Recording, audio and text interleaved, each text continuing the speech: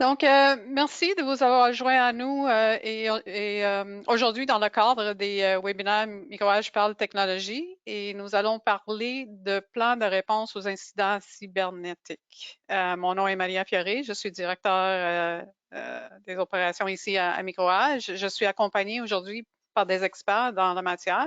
Chez Microage, c'est Simon Willemy, c'est vice-président solutions technologiques, et Sergio Lima, directeur succès à la clientèle. Simon, si tu veux peut-être passer à la prochaine. Donc, juste avant de débuter, quelques petites notes. Comme vous l'avez sûrement constaté, tous les participants sont en mode silence et ceci, c'est pour réduire le bruit de fond. Nous vous encourageons à nous poser vos questions tout au long du webinaire en utilisant l'onglet questions de l'outil webinaire et Simon et Sergio vont vous répondre. Dernièrement, nous enregistrons ce webinaire et l'enregistrement vous sera envoyé un peu plus tard aujourd'hui. Vous pouvez le partager avec des collègues qui pourraient en bénéficier ou le réécouter si vous voulez. Du même coup, nous allons vous envoyer le lien vers le guide gratuit que nous vous offrons aujourd'hui. Donc, avant de passer la parole à Simon et Sergio, je prends quelques instants pour vous donner un survol de microage. Nous avons 39 bureaux à travers le Canada, ce qui fait de nous un des plus grands réseaux d'experts en informatique au pays. Nous sommes à notre 41e année comme fournisseur de services et de solutions TI pour nos clients. La technologie est une passion pour nous, mais notre raison d'être est d'aider nos clients à atteindre les résultats qu'ils recherchent en utilisant les bonnes technologies pour leur entreprise. Notre approche est simple. Notre équipe de professionnels, comme Simon et Sergio, travaille avec vous pour comprendre votre entreprise, vos enjeux, vos objectifs, afin de recommander et fournir les services et les solutions dont vous avez besoin pour obtenir les résultats que vous recherchez. C'est notre façon de faire. Donc, avec ça, Simon, je te passe la parole. Super. Donc, bonjour à tout le monde. Bienvenue. Merci d'être avec nous. Merci Sergio. Merci Maria aussi d'être là avec moi pour discuter aujourd'hui. Donc, le programme, en gros, c'est qu'on va discuter de qu'est-ce qui est un événement de cybersécurité. On va aussi voir comment on peut gérer ces événements de cybersécurité-là, comment on peut se préparer, à quoi ça sert d'avoir un plan de réponse. C'est quoi les bons outils qui peuvent nous aider aussi à exécuter nos plans de réponse ou à se protéger. On va montrer des exemples de processus décisionnels, comment remettre en fonction nos opérations après un événement et questions et réponses à la fin ou durant tout le webinaire, comme Maria disait, il n'y a pas de problème. On est là pour répondre aux questions. Donc, qu'est-ce qu'un événement de cybersécurité? En fait, il y a des événements qui se passent à tous les jours dans nos environnements. Souvent, on n'est pas au courant parce qu'on n'a pas les bons outils pour les trouver ou les surveiller. En fait, plusieurs choses peuvent se passer. Donc, une menace va causer une action indésirable, comme on peut voir, qui pourrait mener à une faille de cybersécurité ou exploiter une faille de cybersécurité qui va devenir un événement. Donc, un mot de passe compromis, ça peut être un paquet de choses, en fait. Là, on va en reparler un peu plus tard. Qui pourrait devenir un incident assez majeur, dépendamment de qu'est-ce qui a été attaqué, qu'est-ce qui a été exploité, qui pourrait avoir des conséquences extrêmement néfastes pour votre organisation, votre réputation et vos opérations. Pardon. Donc, comment on fait pour gérer les cyberincidents, comment on peut se préparer à affronter tout ça. Donc, on va en parler un petit peu plus tard, mais en fait, les meilleures façons de se préparer à ça, c'est vraiment les outils et le plan de réponse et avoir les bonnes personnes en place qui sont au courant du plan de réponse. Vous allez voir tantôt pourquoi c'est important tout ça. Un événement, ça relate une brèche possible qui nécessite une investigation. Donc, c'est ce que j'expliquais. C'est vraiment important qu'on ait des outils en place qui vont nous aider à détecter qu'une chose anormale est en cause sur notre réseau ou une brèche potentielle pour être capable de l'investiguer et de la mitiger avant que ça devienne un incident majeur qui pourrait causer des torts assez graves au niveau de votre organisation. Donc, un événement va devenir un incident lorsqu'on a une preuve de brèche. Vol d'identifiant, vol de données, intrusion non autorisée, rançon logiciel, virus, utilisation des failles de sécurité dans les logiciels, systèmes d'exploitation parce qu'on ne fait pas de mise à jour. Ou sinon, ça peut être carrément des vulnérabilités zero day qu'on appelle, donc des vulnérabilités qui sont très nouvelles, pas patchées, où il n'y a pas vraiment de solution à court terme autre que d'avoir des gens qui sont vigilants et d'avoir des outils qui peuvent nous aider. Simon, ce que j'aime de cette page-là, c'est le fait que la première ligne, en fait, de se préparer à affronter les événements. Le but, la gestion d'un cyberincident ne commence pas le moment qu'un cyberincident arrive, ça arrive. On fait ça d'une façon proactive, beaucoup plus en avance avec les outils qu'on va mettre en place, avec différentes couches de sécurité. C'est ça qui est le plus important. Évidemment, ça prend le plan en tant que tel, mais ça ne sert à rien d'avoir un plan si on n'a vraiment pas la base au niveau de la cybersécurité. Exact. Je compare Mhm. souvent le plan à la construction d'une maison. Donc, je peux Oui, avoir mon plan, pas de matériaux. oui, Donc, j'ai mon plan, ça fonctionne, mais ça va me prendre du temps exact. pour construire ma maison. Oui, Ou sinon, je peux avoir tous les outils, mais pas de plan. Donc, là, tout le monde court comme des poules pas de tête à essayer de oui, bâtir quelque chose. Et on se ramasse que la maison est comme ça parce qu'on n'avait pas de plan au départ qu'on suivait. oui. Donc, tu On sais, a c'est tendance à pas faire les bonnes décisions quand Non, on court quand il y a comme un des feu. poules pas de tête, comme Ouais. tu dis. Donc, tu sais, le plan est vraiment là pour, avec un maître d'œuvre, c'est certain, ça prend quelqu'un qui est capable de piloter le plan, qui est capable de guider les gens qui doivent exécuter les actions, de réagir aussi aux nouvelles informations qui rentrent, parce que quand on est dans un incident, c'est de l'investigation qui est faite avant de déterminer exactement l'ampleur de tout ce qui s'est passé. Donc, la personne qui pilote cet événement-là doit être en mesure de prendre des décisions rapides, efficaces et surtout s'assurer que les gens en dessous de lui sont capables d'exécuter les bonnes actions qui ont été demandées. Donc, comme on disait justement avec Sergio, avoir un plan de réponse, c'est extrêmement important. Ça prend aussi les personnes qui comprennent le plan, qui sont capables de l'exécuter. Il faut que les responsables soient déterminés d'avance. Si on fait ça pendant qu'on est en plein dans une crise, ben, de dire c'est toi le responsable, il y a des bonnes chances que la personne ne soit même pas au courant de votre plan, elle ne soit pas capable de l'exécuter, puis elle ait de la difficulté à diriger les équipes en dessous de lui. Donc, ces deux options-là, ces deux étapes-là sont extrêmement importantes d'avance, que tout soit prêt, tout soit planifié. Puis par la suite, ben, les outils, c'est certain que, comme on a dit, les outils vont vous aider soit à empêcher la menace, qui est l'idéal, ou du moins vous aider à réduire l'impact de votre attaque que vous vivez en ce moment, ou vous aider à vous relever plus rapidement aussi. Donc, ces outils-là sont vraiment la base de la cybersécurité en informatique. C'est extrêmement important. Donc, antivirus de nouvelle génération, on va en parler rapidement. En fait, le but de la rencontre, c'est vraiment de discuter plus du plan. Mais d'avoir un antivirus de nouvelle génération, d'avoir du EDR, XDR maintenant, très utile pour faire l'investigation au niveau de votre réseau, de votre estate, pour être capable de déterminer quel impact vous avez eu réellement avec votre cyberincident, qu'est-ce qui a été touché, qu'est-ce qui aurait pu être volé, quels comptes ont été compromis, quels ordinateurs ont été touchés. C'est des choses que quand on n'a pas le XDR, ben, ça peut prendre des semaines et des semaines à faire l'investigation que le XDR pourrait ramener à l'intérieur d'une journée ou quelques minutes des fois, dépendamment comment on est configuré. Pare-feu nouvelle génération, donc empêcher les communications le plus possible entre les réseaux publics et votre réseau interne et vice-versa aussi. Anti-spam, anti-spam, vraiment, vraiment important avec les protections avancées. La majorité des attaques se passent via les courriels depuis longtemps. En fait, c'est vraiment un vecteur d'attaque privilégié parce qu'il va se rendre à la personne ou le maillon le plus faible dans votre chaîne de cybersécurité qui est vos utilisateurs très facilement. Donc, c'est une porte d'entrée qui est extrêmement importante à fermer. Authentification multifacteur, pour les gens qui ne savent pas c'est quoi, c'est vraiment d'avoir plus qu'un seul mot de passe pour se connecter à nos outils accessibles en ligne. Avec l'anti-spam, authentification multifacteur, d'après moi, est vraiment la mesure de sécurité la plus importante à mettre en place en ce moment. La majorité des événements qu'on gère depuis un an ou deux, c'est vraiment des mots de passe compromis. Donc, les gens se font voler leurs mots de passe, les gens se font casser leurs mots de passe, les gens utilisent des mots de passe simples et utilisent le même partout.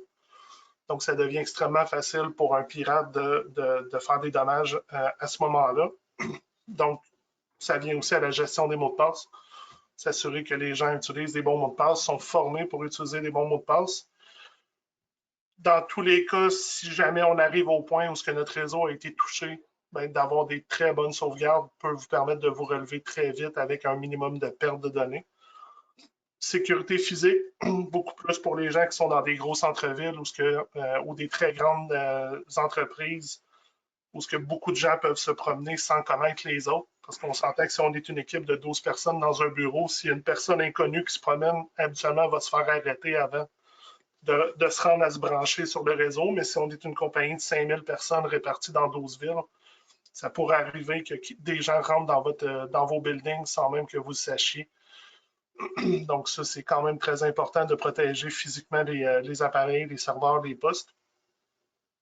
Par la suite, c'est sûr que le service géré va être très utile parce que vous allez avoir des équipes compétentes qui vont surveiller votre réseau, qui vont pouvoir vous aider au niveau de la remise en fonction de l'investigation, au blocage des attaques et les formations aux utilisateurs. Donc, quelque chose de très, très important. À ce niveau-là, c'est pour ce qui est en gras, en fait, vos utilisateurs étant le maillon faible de votre chaîne de cybersécurité, vont aussi être les premiers à vous relever s'il y a quelque chose d'anormal qui se passe sur le réseau. Donc, en plus d'avoir des bons outils. C'est ça. Puis, je veux pas être le oiseau malheur, mais c'est devenu le standard, les requis minimums qu'on voit sur l'écran. Ça, c'est ce qui est exigé par les compagnies d'assurance, ce que tout le monde devrait mettre en place. Fait que c'est pas parce qu'on veut mettre un plan au niveau de la gestion des cyber-incidents, c'est parce que ça, c'est devenu la norme en termes de TI là, pour mettre dans votre environnement. Exact. Tout ce qu'on voit. On a beaucoup, beaucoup de renouvellement de cyberassurance en ce moment qui demandent ça. Exact. Si les gens n'ont pas ça en place, vont être refusés au niveau de la protection d'assurance ou au niveau de la cybersécurité. C'est ça. On a Simon et Sergio, on a une question, désolé, de Danny qui dit bonjour, est-ce que le XDR signifie que nous avons le EDR? Oui. Okay. Le EDR, en fait, touche seulement l'antivirus. Le X devient comme un EDR, mais plus large, qui va toucher souvent au pare-feu, qui va toucher à l'anti-spam, qui va toucher à d'autres produits dans notre environnement, qui va permettre de consolider toute l'intelligence, les logs, pour nous permettre de faire une investigation beaucoup plus rapide à travers juste l'antivirus, en fait. Donc, c'est comme un gros pool. On appelle ça un data lake. Donc, dans le data lake, va contenir beaucoup, beaucoup de logs de plein de devices différents et non pas juste les antivirus dans ce cas-là. Merci. Donc, les bons outils, on en a parlé déjà rapidement. Donc, les services gérés, qu'est-ce que ça fait? C'est vraiment surveillance, mise à jour, détection, investigation, NOC et SOC. Donc, un NOC, c'est Network Operations Center pour les gens qui ne sont pas familiers avec les abréviations. Un NOC est vraiment là pour la surveillance et les mises à jour. Et le SOC, Security Operations Center, lui, est vraiment là pour les détections et investigations au niveau des cybersécurité, au niveau des incidents ou des événements. Antivirus, pare-feu, anti-spam de nouvelle génération. Le but de ces outils-là, c'est vraiment de bloquer les attaques, d'empêcher les mouvements latéraux de vos attaques. Donc, si un poste est infecté, le bon antivirus peut isoler le poste de façon automatique pour empêcher d'aller faire des mouvements latéraux au niveau de votre réseau puis d'infecter d'autres appareils. Ça sert aussi à faire détection et investigation avec le EDR, XDR. Par contre, le EDR, XDR reste quand même complexe si on n'a pas les bonnes personnes pour investiguer. Vous avez les outils, mais vous n'aurez pas la personne ou les bonnes personnes pour être capable d'exploiter les outils en question. Gestion des mots de passe, MFA, prévention des accès non autorisés. Comme on expliquait tantôt, c'est quelque chose qui est extrêmement à la mode actuellement. Les gens se font pirater leur compte Microsoft 365, Google, accès VPN. Ça peut avoir des conséquences extrêmement néfastes. Si quelqu'un se fait pirater son compte courriel, ce que ça l'ouvre comme porte la plupart du temps, c'est d'un, le vol des courriels. Il peut avoir de l'information confidentielle que vous allez être obligé de divulguer à vos clients, que vous avez perdu de l'information confidentielle sur leur entreprise, sur leur personne, etc. Mais ça l'ouvre aussi une porte à envoyer des courriels de phishing à vos propres employés qui ne sera pas filtré par votre anti-spam. Donc, c'est quand même de quoi de majeur qu'il faut gérer rapidement habituellement. Sauvegarde hors site hors ligne, remise en service, récupération des données, ça parle d'elle-même, mais c'est d'avoir des sauvegardes hors site et hors ligne qui est le plus important pour se protéger surtout contre les sinistres, mais le hors ligne est vraiment important pour se protéger contre les pirates informatiques. Ouais, et ça diminue la chance que vous serez obligé d'envoyer des bitcoins à votre attaqueur parce que vous avez vraiment tout essayé, puis là, ça prend les données, puis vos backups ne sont pas bien comme il faut. Donc, c'est important comme solution en termes de backup. C'est votre assurance, en fait. Exact.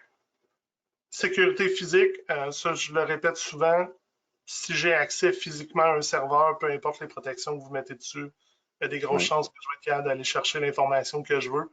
Donc, la sécurité physique vient englober tout le reste des sécurités informatiques et la formation des utilisateurs vient englober votre sécurité physique parce que vos utilisateurs vont être capables de dire cette personne-là, je ne la connais pas.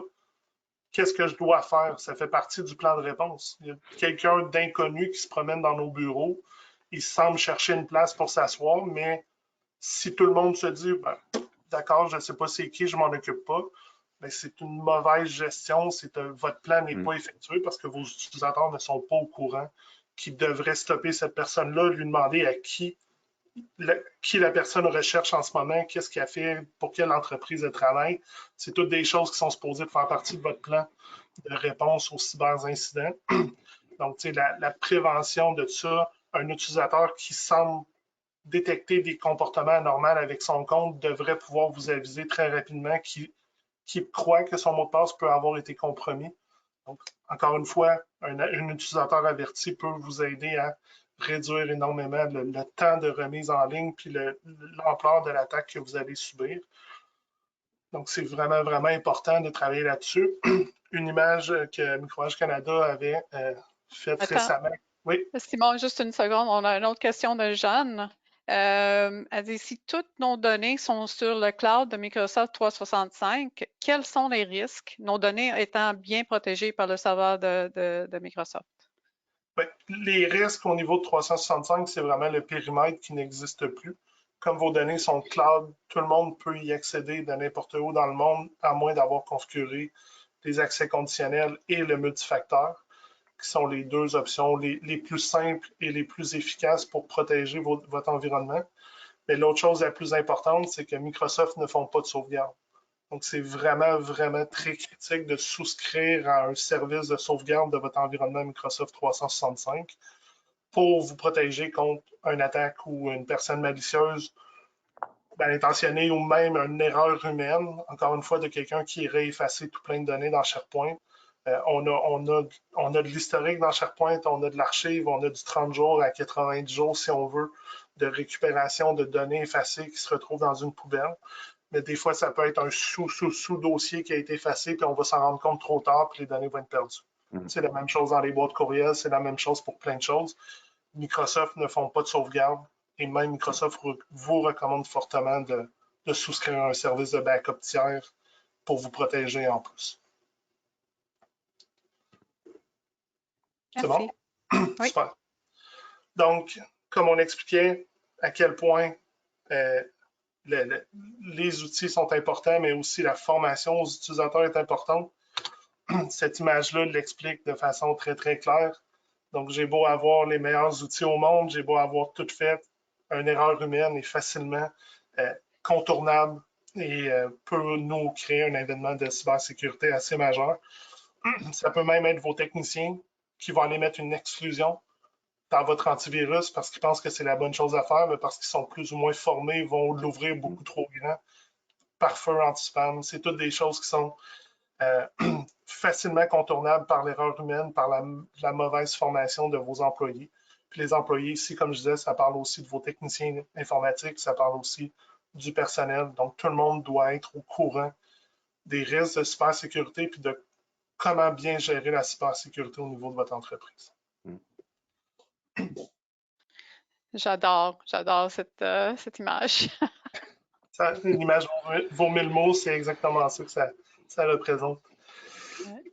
Donc, pour tomber dans le vif du sujet, plan de réponse sur incident. Pourquoi je ferais ça? Moi, je suis une petite entreprise, on est 15 personnes. Je n'ai pas besoin de ça. Une entreprise de 15 personnes, une entreprise de 5000 personnes actuellement sont toutes la cible des attaques. Les pirates ne ciblent plus une entreprise en particulier, ils vont cibler tout le monde, puis ils vont demander des rançons à tout le monde quand ils font par rançon logicielle. Espionnage industriel, c'est beaucoup moins ciblé pour une entreprise de 15 personnes, mais les données personnelles que vous pouvez accumuler sur vos clients, vos employés, valent beaucoup d'argent pour les pirates informatiques. Donc, eux autres, trouver ces informations-là, même si vous en avez juste 2000, c'est quand même très intéressant pour eux. Le plan de réponse, il sert vraiment, vraiment à vous aider, à vous assurer que les bonnes décisions vont être prises au bon moment et exécutées de la bonne façon pour vous donner un temps de réponse le plus court possible.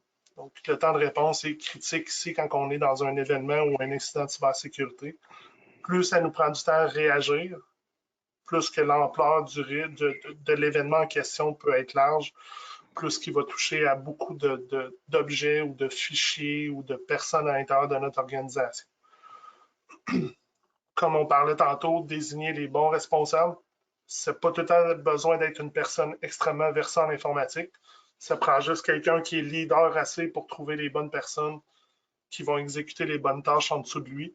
C'est sûr qu'une personne avec beaucoup d'expérience va vous aider à prendre les bonnes décisions aussi. Donc, c'est toujours mieux d'avoir une personne à l'aise avec la cybersécurité et les réseaux informatiques en général. Autre chose aussi que les gens négligent beaucoup, c'est quoi les opérations critiques de votre entreprise. Parce que c'est facile de dire, moi, je veux que tu me ramènes tout. Parfait, mais en ce moment, si je ramène tout, j'en ai pour 3 semaines. Qu'est-ce que tu as besoin demain? Qu'est-ce que tu as besoin après-demain? Qu'est-ce qu'on fait?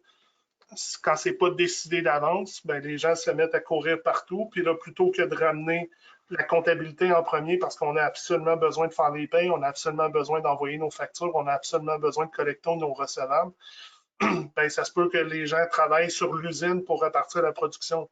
Sauf que la production ne fonctionnera pas si la comptabilité ne marche pas avant. Donc, c'est vraiment important.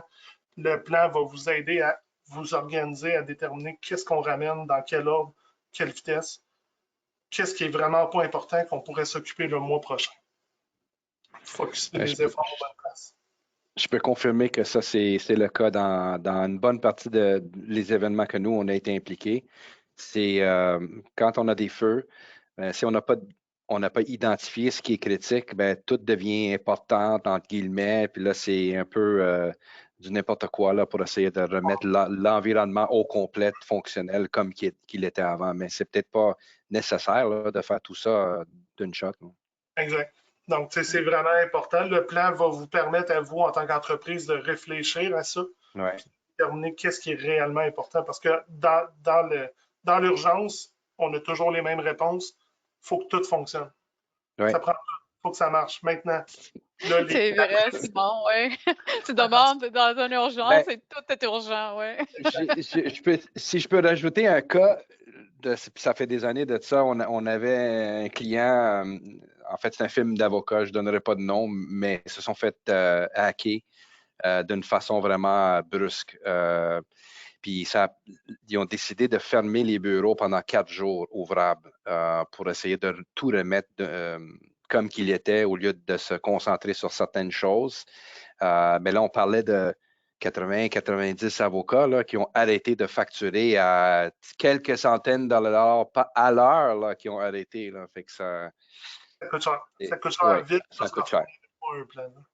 C'est ça. Décision rapide et efficace. Encore une fois, le plan est supposé d'être assez clair pour tous les événements de cybersécurité. C'est difficile d'avoir un plan qui va tout couvrir. Il y a des événements de cybersécurité, il y en a des nouveaux qui sortent, il y a des nouvelles situations qui apparaissent fréquemment. Le plan doit être fait de façon à être général et spécifique. Donc, c'est quand même quelque chose qu'il faut que soit réfléchi dans le temps. C'est pas quelque chose qui se fait en 2 minutes. Ça vient aussi avec l'expérience. Si on a vécu des incidents dans le passé, normalement, le post-mortem devrait nous aider à ajuster notre plan ou le modifier ou en créer un nouveau pour un incident qui serait très spécifique. Donc, c'est tout ça que le plan va venir vous aider à mettre en place. Communication efficace. savez qu'avec les nouvelles lois au Canada depuis quelques années, normalement, on est obligé de déclarer un événement de cybersécurité. Vous êtes normalement obligé d'aviser tous vos clients sur lesquels vous pourriez avoir perdu leurs données personnelles. Si vous n'êtes pas capable de déterminer qu'est-ce qui a été perdu, vous seriez normalement obligé d'aviser tous vos clients que vous avez potentiellement perdu des données personnelles, vos employés aussi. Donc, d'avoir les bons outils et de savoir exactement les lois en vigueur puis de tout connaître va vous permettre d'avoir les bonnes communications au bon moment puis de limiter les dégâts sur la réputation de votre entreprise. Parce que si vous êtes obligé de faire un message at large, les impacts et les dégâts sur votre réputation peuvent être majeurs aussi. Et même les communications, je dirais, internes, right? Si tu as un centre d'appel ou si il faut que le message soit le même, que ça soit que je parle à Simon, à Sergio, ou à Maria, ou peu importe, right? Le message, faut que si on a un plan de communication qui est déjà rédigé, ben, tu sais, c'est plus facile là, de dire, OK, bon, ben, on a ce problème-là. Tout le monde, c'est ça le message qu'on envoie, là, tu sais. Exact. On peut se rappeler de Garmin il y a 2 ans et demi, 3 ans peut-être. Garmin avait été touché à travers le monde. Communication inexistante, ça a pris des semaines et des semaines avant qu'on sache exactement. Puis on n'a jamais su exactement. C'est des bribes qui ont sorti à gauche à droite pour dire que ça avait été une attaque par ransomware, etc. Ça rend les gens inquiets quand ils ne savent pas qu'est-ce qui se passe puis que la compagnie est down pendant quelques jours. Puis là, ça s'est compté en mois au niveau de Garmin tellement c'était majeur. Un peu la même chose qui est arrivé avec compagnie aérienne récemment. Donc, plus capable de faire atterrir les avions, plus capable de faire décoller les avions, etc., etc.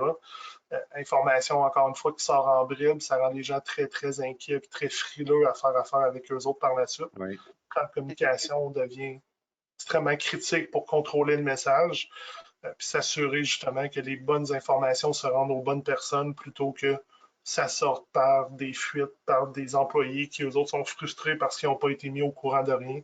Vont sortir l'information comme ils pensent ou comme ils l'entendent, quand finalement, c'est peut-être pas les bonnes informations. Oui.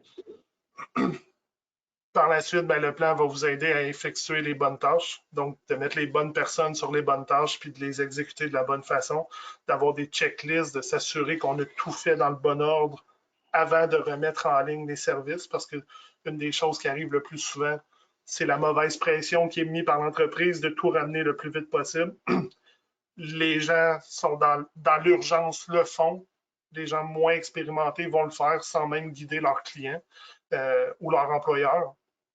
Quand vous avez des techniciens à l'interne, puis vous allez avoir une prise d'eux quelques jours après, quelques semaines après, puis souvent cette prise d'eux-là va être beaucoup plus violente et virulente que la première aussi, parce que les pirates informatiques vont avoir eu le temps de voir comment vous êtes relevé, qu'est-ce qu'ils peuvent attaquer de plus pour vous empêcher de vous rendre là, puis de vous forcer à payer la rançon si c'est un ransomware ou à aller voler les informations qui ont manqué la première fois. Donc, c'est vraiment, vraiment important d'exécuter les choses de la bonne façon et pas de checklist. On se fie beaucoup trop à l'humain. L'humain fait des erreurs, donc c'est vraiment important d'avoir des tâches écrites sur papier avec une personne qui est capable de guider les gens. Donc, le plan va aussi aider à diminuer l'impact sur l'organisation. Tout ce qu'on dit depuis tantôt, c'est toujours dans le but de rapetisser le plus possible votre événement au plus petit dénominateur, un poste infecté, un compte piraté. Bien, si on est capable de le stopper là, puis de régler le problème très rapidement, de façon efficace, de comprendre comment c'est arrivé, puis d'appliquer les bonnes pratiques tout de suite, ben, on devient avec un événement de cybersécurité, mais qui est très petit, peu d'impact et pas vraiment pas vraiment touché au niveau de l'organisation très, très, très large ou très grave. Donc, c'est très rapide de revenir en ligne. C'est très rapide de revenir en ligne sécuritairement aussi. Donc, retour en ligne, post-mortem, c'est ce qu'on dit depuis tantôt. Le plan est là vraiment pour vous aider à tout avoir en place pour éviter le plus possible l'impact sur votre organisation, l'impact sur votre production et aussi surtout l'impact sur votre réputation. Ouais. Si vous ne faites pas des corrections, ben, c'est sûr qu'il va y avoir une prise 2. Exact. Ça, il y a beaucoup de monde qui font ça. mon mot de passe a été compromis, je change mon mot de passe, puis on ne touche plus à rien, puis on passe à la prochaine étape. Mais la personne continue d'utiliser un mot de passe faible. La personne n'a pas de 2 facteurs, la personne n'a pas ci, puis là, finalement, la deuxième fois, ils vont prendre plus leur temps parce qu'ils voient que vous avez réagi vite à changer votre mot de passe. La deuxième fois, ils vont essayer de faire ça encore plus en catimini pour aller chercher le plus d'informations possible, puis de lancer les attaques au bon moment, la nuit habituellement, où on n'est pas devant notre poste, puis qu'on ne peut pas se rendre compte qu'il y a de quoi d'anormal qui se passe en ce moment. Un exemple de processus décisionnel qu'on utilise, nous, chez Microage, quand on gère des événements de cybersécurité. Je suis désolé, c'est petit, là, parce que c'est un tas de process qui est assez large, mais en gros, on a un événement de sécurité, il a été détecté par un utilisateur ou par un outil. C'est la même chose. L'utilisateur va signaler un événement en cours. Est-ce qu'il y a vraiment un point de contact au niveau de ce qui se passe? Puis là, après ça, on continue de descendre toute l'information puis de déterminer est-ce qu'on est rendu vraiment dans un point critique ou ce qu'il faut qu'on arrête certaines parties de l'entreprise pour pouvoir contenir la menace, contenir le virus, etc. Donc, c'est vraiment un exemple. Mais il peut en avoir plusieurs, même dans un seul plan, il peut en avoir plusieurs pour plusieurs types d'événements de cybersécurité. C'est quand même beaucoup de travail, c'est beaucoup de réflexion. Donc, c'est vraiment... le plan va vous permettre d'avoir de quoi d'écrit et d'éviter d'y aller à brûle pour point en se disant bon, ben c'est bon, on sait qu'est-ce qu'on a à faire. C'est facile d'oublier des étapes. Simon, excuse-moi, une question de Danny. Est-ce qu'on parle ici d'un plan de relève?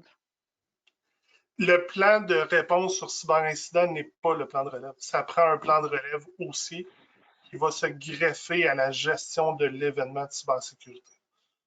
L'événement de cybersécurité en soi doit avoir sa propre gestion qui mène par la suite au plan de relève selon qu'est-ce que l'événement a touché. Est-ce que mon événement a tout encrypté, tous mes serveurs, tous mes postes de travail, mais mon plan de relève, qu'est-ce qu'il me dit de faire dans cette situation-là? Est-ce que l'événement de cybersécurité a juste touché au mot de passe d'un utilisateur? Ben, mon plan de relève ne sert à rien dans ce cas-là. J'ai juste besoin de mon plan de cybersécurité, mon plan de gestion des incidents. Donc, le plan de relève est extrêmement important, mais c'est un autre plan qu'il faut qu'on aille, qui va nous permettre de réagir à qu'est-ce que l'événement de cybersécurité a touché. C'est ça, en fait, c'est juste une étape à l'intérieur de ça. Si jamais on a besoin de le faire, mais on active le plan de relève pour récupérer les données. Exact. Le plan de relève, normalement, va être basé sur la criticité des opérations. Donc, encore une fois, votre plan de relève est supposé être quand même aligné avec le plan de réponse sur incident.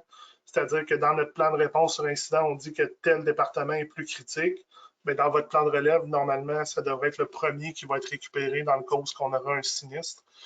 Le sinistre étant physique ou même malicieux, ça n'a pas d'importance au niveau du plan de relève. Le plan de relève, lui, se fout un peu de la source. C'est ce que j'ai été encrypté ou que mes disques durs ont tout brisé en même temps. J'exécute mon plan de relève de la même façon. La seule chose qui change, c'est que mon incident de cybersécurité, lui, ce qui va arriver, c'est qu'on va procéder de façon sécuritaire pour éviter une prise 2 de l'attaque. J'ai perdu toutes mes disques parce que j'ai une défaillance matérielle. Je n'ai pas besoin de me soucier de mettre en place une zone chaude, une zone froide. Mais si j'ai tout perdu mes données parce que j'ai été encrypté, puis que tous mes serveurs sont encryptés, puis tous mes postes sont encryptés, mais même si je restaure mes serveurs sur le même environnement, ça se peut qu'un poste infecté continue d'infecter mes serveurs tant que je n'ai pas réussi à tout nettoyer. Donc, c'est complémentaire, mais ce n'est pas la même chose. Donc, remise en fonction des opérations. Donc, ça mène un peu au plan de relève. Prioriser les départements à service critique de l'opération, on en parle depuis tantôt. Le plan de relève doit être fait aussi, doit nous permettre de savoir sont où les backups, qui y a accès, de quelle façon, s'il faut que j'appelle Iron Mountain pour me ramener mes cassettes, combien de temps ça prend, à quelle heure je peux le faire. C'est toutes des choses qui sont importantes de connaître. C'est ce qui va déterminer aussi la vitesse qu'on va être capable de se relever si on est obligé de se rendre à la récupération des données. Procéder de façon sécuritaire, comme on dit depuis tantôt, extrêmement important pour éviter une prise 2 parce que les prises 2 sont souvent très dommageables, même plus que la première fois. Puis après ça, ben, c'est important au post-mortem de mettre en place les bonnes pratiques pour éviter une prise d'eau. Si on ne le fait pas, on fait juste dire c'est beau, on a remis en fonction nos systèmes, mais on n'a pas patché la faille de sécurité qui a été exploitée. On continue d'utiliser les mêmes logiciels, plus à jour, plus de support. Mais ça se peut que la personne puisse, ben, pas ça se peut, en fait, va réexploiter la même faille de sécurité qu'il a utilisée la première fois pour venir vous attaquer. Si on sait que c'est nos mots de passe qui sont pas bons, puis qu'on continue de laisser nos utilisateurs mettre les mots de passe qu'ils veulent à 7 caractères, ça va se reproduire une autre fois, plus vite qu'on le pense souvent. Donc, c'est vraiment important de bien comprendre comment ça a rentré, puis qu'est-ce qu'on fait pour se mettre à jour au niveau de nos bonnes pratiques. Travailler en parallèle pour la remise en fonction complète, zone chaude, zone froide, avec la COVID, tout le monde comprend un peu c'est quoi. Je m'en vais à l'hôpital, j'ai pas la COVID, mais ils me mettent dans la salle d'attente avec tous ceux qui ont la COVID. Il y a des bonnes chances que j'attrape la COVID moi aussi. Si j'ai mon réseau est tout infecté, puis je commence à récupérer des postes de travail, puis je les remets sur le même réseau, il y a des bonnes chances que les postes continuent de se faire réinfecter sans arrêt. Donc, c'est vraiment... ici, on parle plus de virus, d'attaque, c'est pas pour toutes les situations, mais ça reste que c'est quand même important de bien comprendre qu'on ne peut pas juste dire « parfait, on passe, on réinstalle les postes, puis on ne s'occupe pas de rien d'autre ». Et voilà l'importance d'identifier ce qui est critique, les systèmes, les utilisateurs, comme ça, une fois. Ça va être l'urgence, la priorité de faire ceux-là, de les déplacer dans une zone froide, et ensuite, au moins, ils peuvent continuer de fonctionner pendant qu'on essaie de résoudre le reste. Exact. Puis l'investigation finale, ben, l'investigation, normalement, se fait tout au long du processus, mais l'investigation finale doit être passée à quelqu'un d'expérience qui va être capable de voir toutes les preuves amassées, conservées pour comprendre réellement qu'est-ce qui s'est passé, pour voir l'ampleur de l'attaque, puis d'arriver vraiment avec des vraies solutions qu'on peut appliquer pour se protéger, puis empêcher la prise 2 de l'attaque ou prise 3, où j'ai vu des compagnies, des fois, après 4 fois, ils ont fini par comprendre puis écouter qu'il fallait qu'ils mettent en place les bonnes pratiques parce que la première fois, la deuxième fois, la troisième fois, c'était pas assez, puis ils pensaient qu'ils ne seraient pas attaqués une autre fois. Donc, c'est quand même très important parce que quand ça revient plus fort. Pas de questions? Non, Super. pour l'instant, en tout cas. Parfait. Oh, fait que oui, ben Simon, merci beaucoup. Excuse-moi, j'écoutais attentivement, donc donc oui, merci beaucoup Simon pour la présentation. Si vous avez encore des questions, n'hésitez pas à les demander à travers l'outil webinaire. On entend juste ça, nous autres, on aime ça, les questions. Mais c'est ça. Ce qu'on a mis à votre disposition aussi, c'est un guide, dans le fond. C'est sûr que c'est pas un plan élaboré comme Simon et Sergio pourraient mettre en place pour vous, mais ça donne le haut niveau de qu'est-ce qu'un plan, qu'est-ce que vous avez besoin comme plan d'intervention ou un plan de réponse sur incident.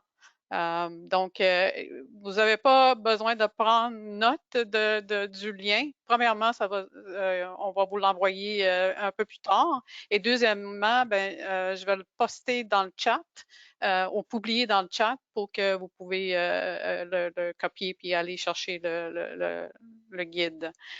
Donc, le temps que je parle, j'ai parlé, il y a quelques questions qui sont rentrées.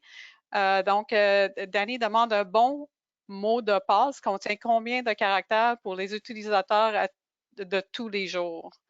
Oh, est-ce qu'on peut faire le lien avec l'ancien webinaire qu'on a fait, Maria? Oui. Puis si j'avais, je ne sais pas si je peux trouver Simon, vas-y, puis l'image. Je vais essayer de trouver l'image pendant que vous parlez. à partir de maintenant, nous, c'est minimum 12, mais Simon, vas-y. C'est ça. En bas de 14, 12, 13, 14, c'est bon. Ouais. 14 en montant, c'est l'idéal. Je comprends que c'est tannant. Passphrase, c'est la meilleure solution. Donc, utiliser une phrase Par contre, si vous utilisez des phrases, ça prend 4 mots minimum parce qu'en bas de 4 mots, c'est extrêmement facile à décrypter. Ça prend de la ponctuation, ça prend des caractères spéciaux à travers. Mais le meilleur conseil que vous pouvez donner à vos utilisateurs, c'est de toujours utiliser des phrases et de ne pas utiliser de template, si je pourrais dire, de dire, ben, on est au mois de décembre, puis après ça, on est au mois de février, puis après ça, on est au mois de mars. Ben, s'ils font ça, ça va être décrypté en quelques minutes. Donc, ça prend vraiment des phrases de 4 mots faciles à se rappeler, mais complexes à décrypter. C'est ça. Puis le monde qui pense que les 8 caractères majuscules, minuscules, avec des chiffres et des caractères, c'est assez robuste, quelques heures et c'est déjà déchiffré avec des outils qu'ils ont en place. Fait que c'est plus acceptable, le 8 caractères. Dernièrement, on a réussi à décrypter des mots de passe assez complexes de 8-10 caractères en quelques minutes. Nous autres, en faisant un audit de mots de passe Active Directory. On prend un backup de la base de données Active Directory exactement comme un pirate informatique le ferait s'il réussisse à avoir un accès à votre environnement. On prend la copie de la base de données, puis on la roule dans les Rainbow Tables, puis dans tous les outils qu'on a, dictionnaire attaque. Puis habituellement, on va sortir 70% des mots de passe en même pas une journée.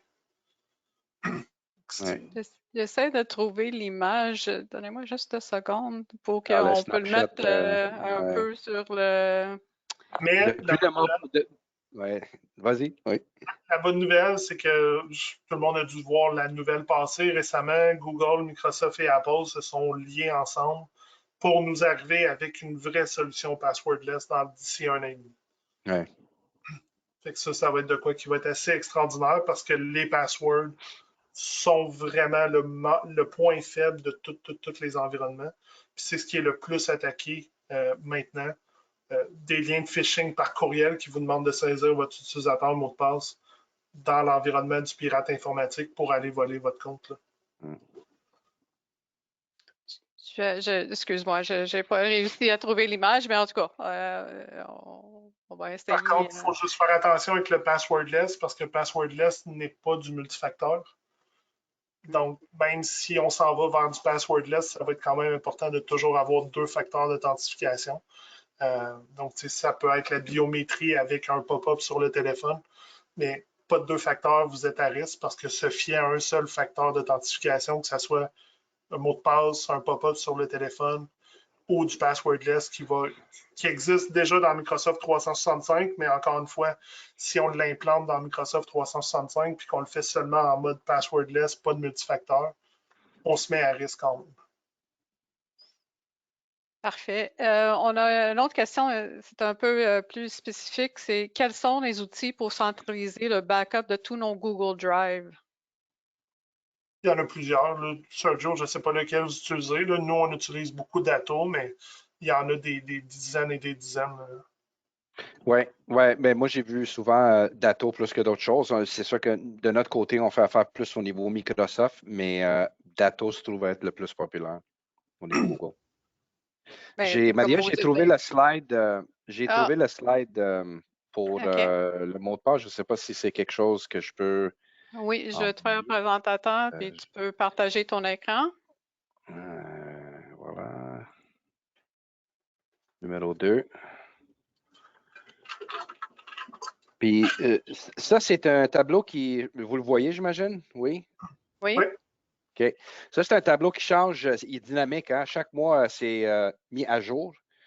Et c'est ça.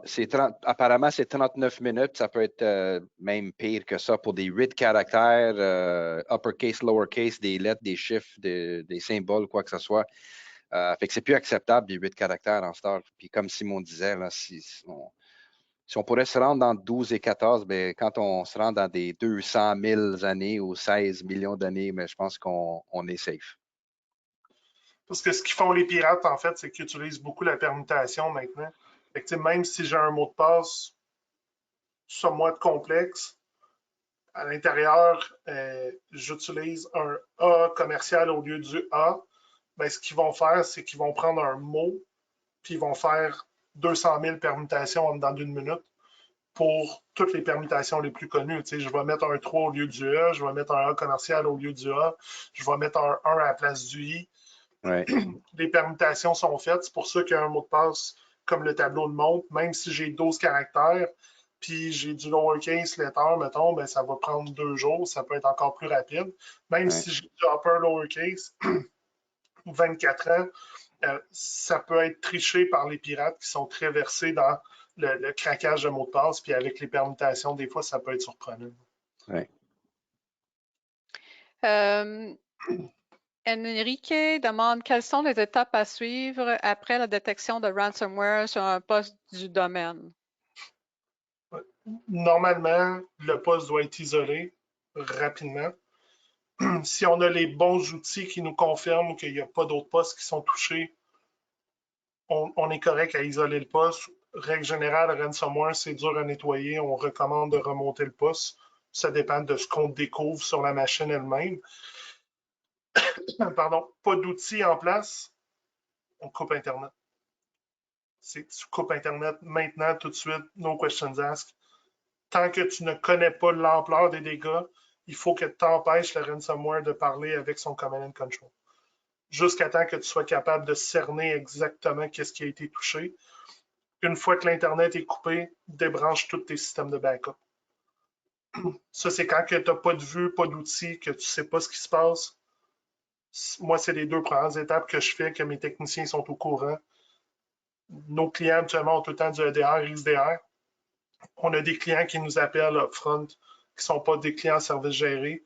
Ils vont nous appeler en disant on a un ransomware, on a quelque chose qui se passe, on n'est pas certain. Tire la plug. Ouais. Une autre question qui vient de Jeanne. Est-ce que un Dashlane ou LastPass de ce monde aide pour la gestion des mots de passe? Je pense que tu en as parlé. Définitivement. Oui. Okay. Ils font tous la même chose, plus ou moins. Fait que c'est des bons outils. C'est quelque chose que j'encourage, moi, les entreprises à fournir à tous leurs employés. Ouais.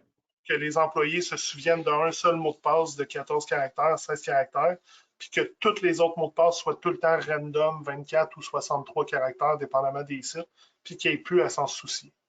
Ouais. Fait que ça se rapproche un peu du passwordless, d'utiliser des outils comme ça. On a un seul mot de passe vraiment à se souvenir en tant qu'employé. Réal demande pour Dato, les sites sont hébergés au Canada pour les backups? Oui, Dato, ils ont des data centers au Canada. Il est en Ontario, si je me souviens bien. OK. La concurrence aussi, ils ont des centres de données canadiennes aussi. Puis on peut spécifier qu'on garde les données au Canada. Oui, c'est ça. Fait que, on parle de solutions spécifiques, mais tout dépendant votre environnement, puis qu'est-ce que vous avez besoin, puis tout ça, il y a plein d'autres solutions aussi là, qui peuvent être Mais c'est une bonne question, puis c'est une question qu'il faudrait se poser au moment qu'on décide de sélectionner notre solution de sauvegarde. Pose la question. Oui. OK. Il y avait quelques questions encore plus spécifiques. Il y a quelqu'un qui demande est-ce que E7 offre du XDR ou du EDR XDR? Je sais pas. E7, oui, ils ont du EDR. Normalement, c'est réservé aux 250 postes et plus. C'est du on-prem pour l'instant. Je ne sais pas s'ils en ont mis cloud maintenant depuis. Donc, il est quand même pas simple. Par contre, le E7 EDTD, donc Dynamic Threat Defense, a quand même tous les outils de protection. Il n'y a juste pas la fonction EDR. Mais il y a quand même tous les outils de protection quand on prend le bon SKU, le bon produit. Ils ont beaucoup d'intégration avec Microsoft 365 aussi pour la protection de votre environnement. Donc, c'est quand même un produit intéressant. Là. Mais la portion EDR, elle est vraiment réservée aux grandes entreprises des sites. OK. Je ne vais pas dire le nom parce que j'ai peur de faire une erreur. Donc, quelqu'un qui demande, Simon, tu as mentionné un minimum de 4 mots pour un password robuste. Est-ce que c'est vrai? Un passphrase, oui, c'est 4 mots idéalement, parce qu'en bas de 4 mots, ça se pirate très rapidement. Puis ça prend, comme je disais, ça prend de la ponctuation, des caractères spéciaux, des chiffres mélangés à travers le passphrase qu'on va créer. Jean-Pierre demande, que pensez-vous de KeyWeb pour les mots de passe? Je ne connais pas. Je peux pas Non, dire. moi non plus. Moi non plus. Des fois, quand c'est spécifique de même, là, mais Danny demande, est-ce que Sentinel EDR a le XDR? Sentinel-1, j'imagine, qui parle. Ils en font de plus en plus. C'est sûr que Sentinel-1, c'est un produit qui est très niché, qui est excellent, un des meilleurs en fait au niveau de Next-Gen antivirus. Leur EDR est très très bon aussi, mais comme ils ont seulement la portion antivirus, il faut venir coupler vRanger avec pour avoir un peu plus de détection au niveau du security posture de notre environnement. Donc, c'est un EDR un peu XDR, mais ça reste que c'est un excellent produit pour protéger un réseau informatique. Puis le Sentinel-1, si je ne me trompe pas, encore une fois, c'est basé sur X nombre d'utilisateurs minimum là, pour avoir la solution. On en a en mode monthly maintenant qu'on peut vendre. Ouais. Pour les plus petites entreprises qui voudraient se rendre, mais sinon, c'est sûr que pour avoir une solution plus complète, des fois, ça prend un certain nombre de sièges. Là, j'ai une question intéressante aussi qui vient de Jeanne. Elle dit, nous sommes en service géré. Où commence notre responsabilité? Ben, ils sont avec Microage, je ne sais pas lequel, là, mais avec Microage. Où commence notre responsabilité et la vôtre en tant que gestionnaire de notre infrastructure TI? Normalement, en service géré, chaque microage a son propre contrat, mais règle générale, c'est toujours la même chose.